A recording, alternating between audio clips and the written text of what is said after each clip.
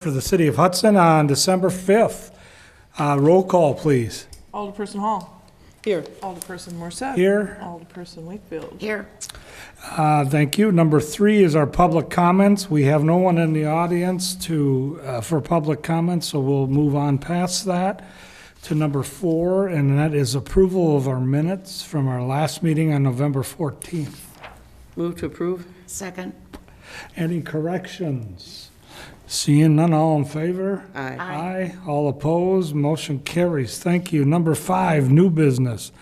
Discussion, possible action on approval of a new confidential informant policy for the police department. Chief. So the police department's always had a policy regarding the use and maintenance of confidential informants. But in order to use any funds for investigative purposes, we'd have to go through the task force. So generally, those funds weren't approved unless it was our drug detective asking for those funds for a drug case or a controlled substance case. We have noticed in the last couple of years that we have a need to do investigations of other crimes such as theft, burglary, sexual-oriented business, right? Like massage parlors that are operating outside of their bounds, things like that, where we need funds available to be able to make purchases, to build evidence, to be able to prosecute these cases. So what I've attached to this issue sheet is a policy that would basically manage not only confidential informants, but also confidential funds. And that's what I have here for you today for review and approval. So I guess I'm happy to answer any questions about the policy, if you have any. To me, everything looked pretty good. The only question I had was, what if we don't recover the money? Are we just out that? Yes. Now, we do have the ability to potentially recoup that if they get convicted through a restitution request through the court. But if the charging authority does not charge it, we probably be out that money. And it's not excessive, but unless we start going up into the 5 to 10 grand, then I can see where Right. it would be an issue. And that's why there's some of those restrictions in place with how much money can even be in there. Okay. Any questions from members? Move to approve. Second. Any further discussion, anything to add? Seeing none, all in favor? Aye. Aye. All opposed, motion carries. Thanks, Jeff. And number 5B, the Traffic Advisory Committee met, case review. And I'll let you take that as well, or whoever. I'm taking that as well. So we met this week, Wednesday? Yesterday. There were 4 new ones to talk about. I sent that spreadsheet to you. I don't know if you could read it because it's quite hard for me to read it even with my cheaters. But case number 19 was regarding St. Croix and 10th Street. This was a complaint basically on sight lines at the intersection. When you stop at the stop sign, you can't see cross traffic in a safe manner to be able to pull out. That is a code enforcement issue. I have forwarded that to our code enforcement officer, and he will start addressing that issue. And who is that It is at an issue. as of now? It is still Sergeant Kuzmarek. Okay, It will become Sergeant Elwanger okay. later this month, Great. early next year. So that one will be addressed. There was also an ash tree in the boulevard that Public Works said that they will work on getting removed. So once we get the brush from the property and that tree taken care of, that should rectify that issue. Case number 20 is St. Croix Street and the school properties. So you have the 3 schools right there at that intersection. You have Willow River, you have Trinity, and you have St. Pat's, all kind of right there. The concern was commercial trucking. Observed a steady increase of heavy commercial vehicles, including large dump trucks, tractor trailers, and 18-wheelers, heading both eastbound and westbound on St. Croix Street. St. Croix Street is not a truck route. For us, dump trucks, there's not much we can do, right? They're the proper class vehicle to be driving on that, but large semi-tractor trailer combinations are not authorized to be on that road. We suspect, because it would be pretty difficult for one of those vehicles to make a right turn or a left turn from Second Street onto St. Croix Street. We suspect most of that traffic is coming westbound off of County Road A, trying to bypass the downtown district, right, as kind of a shortcut to get north. So the committee, we figure that the more traffic is eastbound along Bear Drive and driving west to get onto Highway 35. City staff will contact the town of Hudson and inquire about installing no truck signs near County Road A and Sherman Road to hopefully prevent some of that traffic from. Is it because that Duro Bag business is out, the old Duro Bag facility is operational? Right, and then there's another electric, what's that electric Hunt company? Electric. Hunt Electric. So there's Was it that two Durobag of those building? out there, but none of those should have traffic driving west on Bear Road. Have we reached out to them, made a call, say, hey, no semis coming downtown St. Croix Street? Not yet. It's in the town. I mean, I don't know if you can, I mean, you can mention to, I don't think it's trucks cutting that way. I think it's a lot of dump truck traffic coming across. Yeah, I don't I don't- think there's a lot of semi-traffic on that road. No. What are the dump trucks? What If there's any work going on, trying to get across, probably. well, that should be mitigated now that A is done, right? Yeah. Should be. Maybe it was that when they put the roundabout Yeah. in? Should be, and that could have been part of the issue too, is because when that road was closed, there were people trying anything to get around there. Yeah. And Vine Street too, when that was, Yeah. you know, I think people got used to a certain pattern of, Yeah. So we'll keep an eye on it. We'll have conversations with the township to see if there's something that we can do in a partnership with them, Okay, and we'll kind of keep monitoring that. great. Case number 21 talks about River and 8th. The concern was no signage, there's no stop sign or controlled signage at either intersection on a two-way road. Yield signs were considered.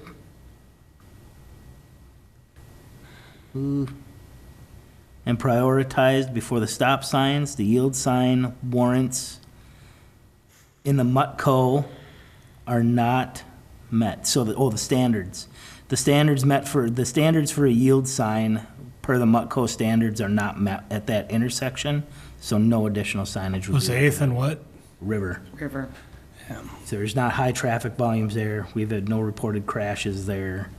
Okay, So, because of the low volumes of traffic, yield signs aren't even recommended. Okay. So we will, not planning to do anything with that one. So you would have to have some crashes before you'd be able to put in the yield sign? Not that we're hoping for crashes. No, I know that. There would have to be a certain traffic volume and then, yeah, a need, Okay. whether it's a pedestrian issue or vehicle crashes. Yeah, I know from my husband's work that you can't just willy-nilly put in signs because you can get sued for having a sign when it's not warranted. Right. So it's important that, because the policy talks about the MUTCO standards, that we kind of stick to those standards and follow what those recommendations are.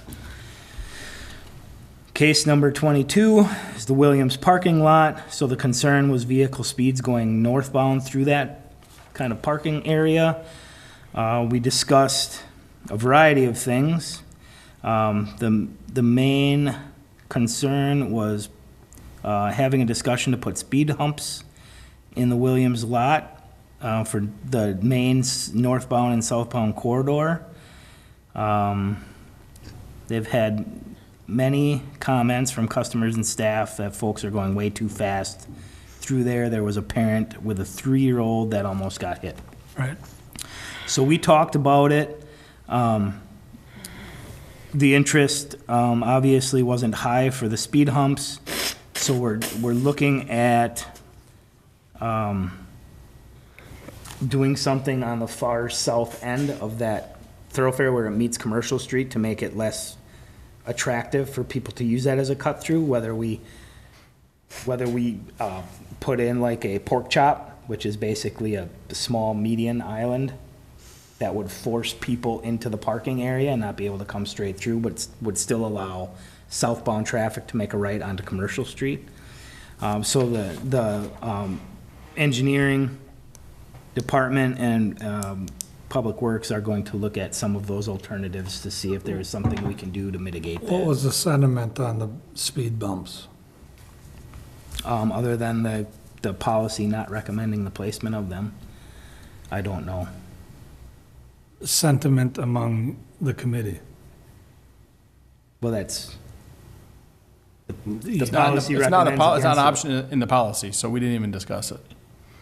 So it's something we would take up. So we need to adjust the policy if you, Except it won't do anything in winter, it'll have to be removed for plow season. Yeah. Yeah. That might be something we need to look at. And I know you like speed bumps, and I'm gonna, I think this is one spot that could probably use them. But they have I a don't plan in disagree. place. Yeah, but they have a plan in place to look at interventions to solve it now. So I think we need to give that a chance to, That's fine, but, and that's your opinion, and I want to make sure we're doing the right thing there, regardless of policy. Because it's a continued issue. And if you guys are going to flush it out more, great. But something else needs to be done, and to me, a pork chop doesn't sound like the right answer. You're only solving one end of the issue. would the pork chop prevent them from, like, the cut through, because they would only have to be able to turn in? You wouldn't they be wouldn't able to, if you were coming up Commercial Street into the parking lot, you wouldn't be able to make a left-hand turn. You'd Yeah. have to jog off to the right and go through the parking lot to be able to get through there. okay, so that would discourage people because they'd have to From drive a doing little that, yeah. further. That's what the initial thought was. The opinion was people are trying to avoid the stoplight at Second.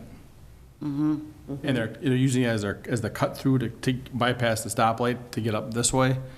And if it forced them to go through the parking lot, which would take more time and slow them down, it may deter them altogether is what the thought process was.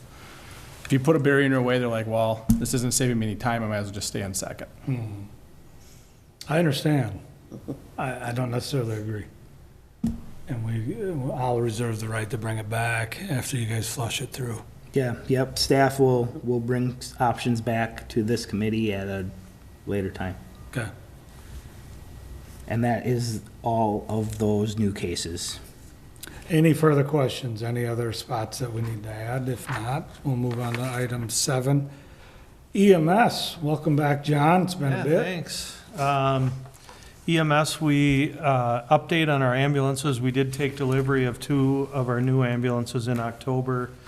They were put in service, mid-October. Both of those new trucks are based over here for now.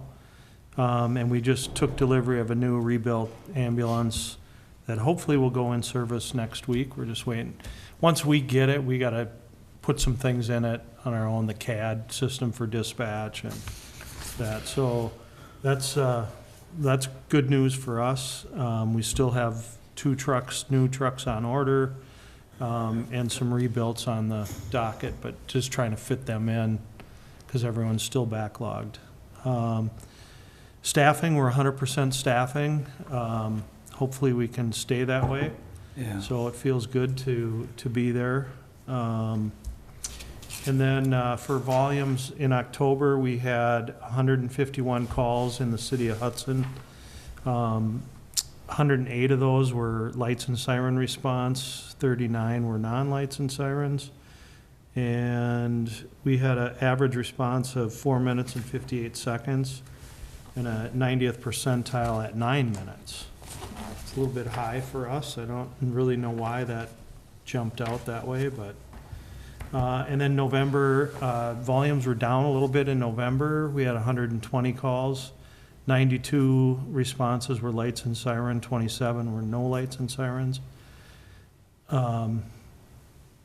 We had a average response time 4 minutes and 45 seconds, and then 90th percentile, we were at 7 minutes and 13.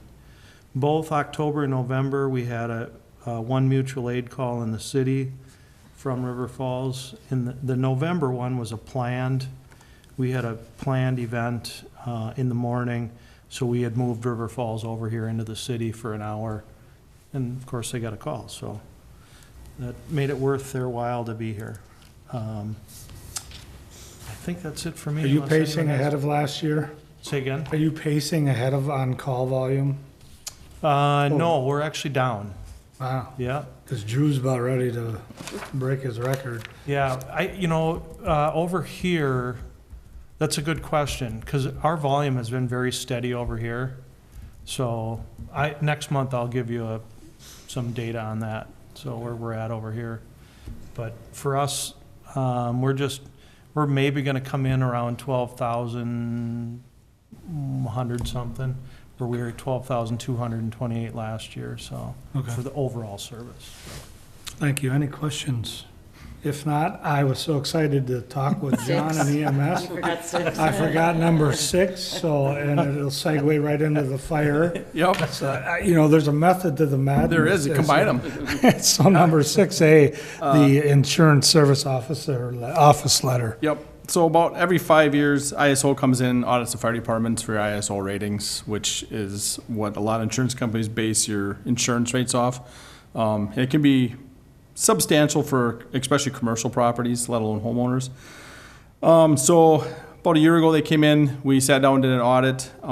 We were an ISO 3. Our numbers came back, dropped to us an ISO 4. I appealed the audit. Met with them again, provided additional documentation, some more records, and then it brought our points back up to maintain our ISO 3. So that'll be good for another 5 years Nice till we're job. audited again. The one area that is bringing us down is turnout times and number of personnel we can muster on a scene in a set amount of time, structure fire-wise. Typical So, day calls, Uh, or just, any call. I think, Yep. So one thing that I changed is you used to be able to use auto aid to count towards your staffing levels and your equipment for incidents. And so in the city, we have auto aid with the Lower St. Croix Valley for structure fires in the city. In the rural, in the town of Hudson, we have either, depending where it is, Roberts Fire or St. Joe Fire. You can no longer, they have to be within a certain mileage now. You can't just have auto aid, and all the stations fall outside that mile radius that we, without calling Mavis then? well, you have to provide it on auto aid. It's the initial dispatch is where you have to have the set amount of equipment show up. It used to be if you had auto aid, they counted it. Now it has to be within 5 miles, and none of the stations are within 5 miles, so they lowered our points on that. So ISOs get a little tighter on their criteria. But either way, we maintained an ISO 3 for another 5 years, so. And then just the monthly report, nothing out of the ordinary on that. Again, like I had mentioned, Monday night at council, we're running about 28 calls ahead of last year, which doesn't seem like a lot, but it's almost an additional month's worth of calls that we're running ahead right now, so. And it's winter, so car accident. It's car accident season, yep. I had questions. Your full staff? We are, yep. I'll shred it. Either one of you know where we're at with the CAD? Yeah, I should have brought that up. I don't know where we're at. The last time we had talked, which was, I think, in September, August or September, they're still working on it, so, Really? yeah. Can Again, we I get an don't, update next meeting yeah, I can see. from if I either can- one of you? So we know, where we spent our money is actually gonna be Yeah. legitimate here. It's Yeah, important. I know everyone wants it, so I know Terry's not dragging his feet, so, and neither is Alina, because they want that. It's, Okay. I think it's the company they're working with, Central Okay. Square, or whatever they One are. other thing I forgot to mention. Monday evening, our dive team was requested to go over to Woodbury as part of the Washington County dive team for those kids that fell through the ice over there. So we responded with 2 divers and personnel. Our diver is the one that found the victim, rescued the victim, and as of yesterday. I still understand that child's still alive. Don't know the outcome, what it's gonna be neurologically, but, because of our, joint, dive team members working with Washco, we arrived on scene, had the second diver in the water, and our personnel found the victim. That's great So, news. Yeah, it was Congratulate fantastic. everybody around. Yep. For sure. So, Yeah, thank you. Chief Wilm. No giant updates. The report is attached there. 1,763 calls for service last month.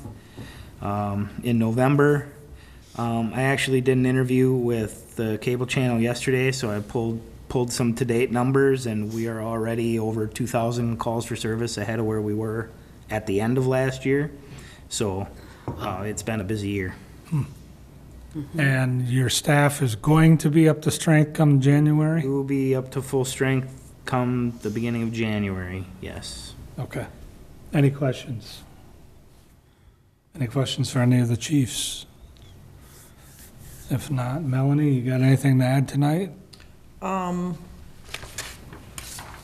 just had a question about the schedule for 2025. Everything is good based on the council agenda for us to continue on Thursday after the first council? Yeah, I don't want to hamstring the Say- next, so up until the reorganization, and then we can go from there Okay, if we need to change it. all right, I'll update the website with that then. Thank you. You're welcome. Number 8, communication items for future agendas. Anything need to be placed? Other than your St. Croix request for Street. Bear. Yep. Move to adjourn. Second? All in favor? Aye. Aye. All opposed? We're stand adjourned. Thank you, everybody.